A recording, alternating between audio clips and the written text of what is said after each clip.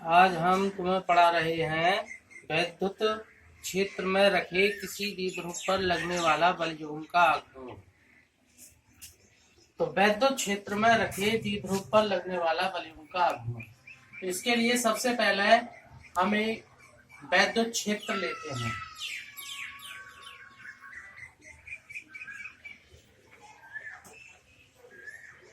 यह है वैद्युत क्षेत्र।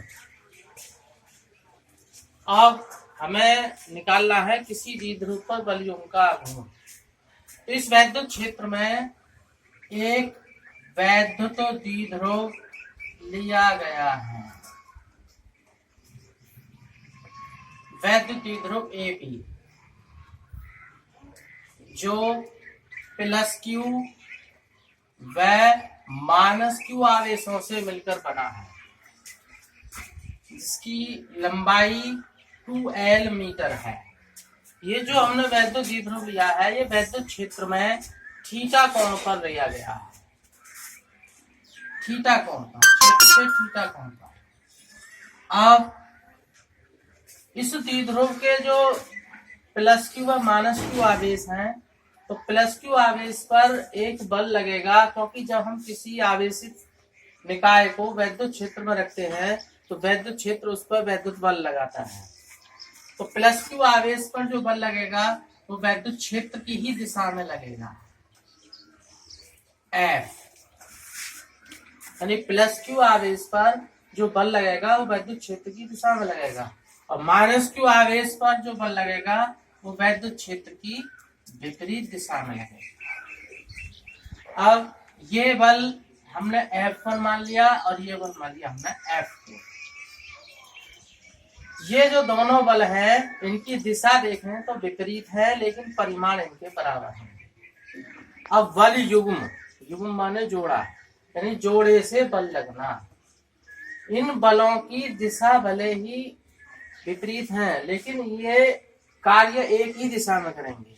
यानी ये दोनों बल इस द्विध्रुव को घुमाने की कोशिश करेंगे इस प्रकार। यानी इस द्विध्रुव को वैद्युत क्षेत्र E की दिशा के समांतर करने की कोशिश करेंगे, और जब ये वैद्युत द्विध्रुव इस E के समांतर हो जाएगा तो बल लगना बंद हो जाएगा। अब जैसे हम दो हाथों से किसी साइकिल को चलाते हैं, तो दोनों हैंडलों को पकड़ के जैसे कहीं मोड़ना है, इस प्रकार मोड़ा है, तो देखो हाथों की दिशा किधर साइड है, विपरीत दिशा में, लेकिन साइकिल मुड़ेगी एक ही दिशा में। इसी प्रकार ये दोनों बल विपरीत दिशा में है, लेकिन कार्य एक ही दिशा में करेंगे। और ये बल का जो परिमाण होगा F1 बराबर F2 बराबर QE। Q जहां आवेश है और यह वैद्युत क्षेत्र की तीव्रता है। अब हमें इस पर जब ये दो बल लग रहे हैं विपरीत दिशा में, तो एक बल युग्म का निर्माण करते हैं। तो बल युग्म, और हमें ज्ञात करना है बल युग्म का आघूर्ण। तो बल युग्म का जो आघूर्ण होगा तो बराबर वो होगा एक बल गुणा लंबवत दूरी। एक बल गुणा लंबवत दूरी। तो बल तो हमारे पास है, यानी ये बल हो या ये बल हो, दोनों बल बराबर है परिमाण में। अब लंबवत दूरी, लंबवत दूरी निकालने के लिए हम इस पर लंब डालते हैं। अब ये हमारे पास ये समकोण त्रिभुज बन गया है। ये थीटा है ही, थीटा कोण, तो ये भी थीटा ही रहा।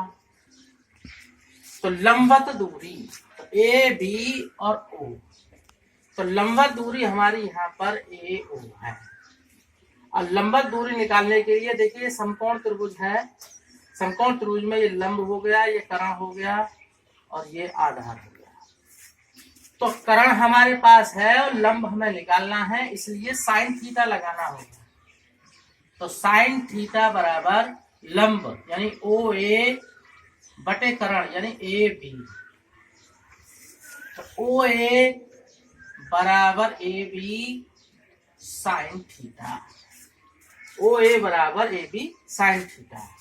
तो OA बराबर AB का मान है देखो 2L, यानी द्विध्रुव की लंबाई 2L साइन थीटा। तो लंबवत दूरी हो गई 2l साइन थीटा। अब टो बराबर एक बल गुणा लंबवत दूरी, क्योंकि बल युग्म का आगुण है, क्योंकि दो बल लगे हुए हैं।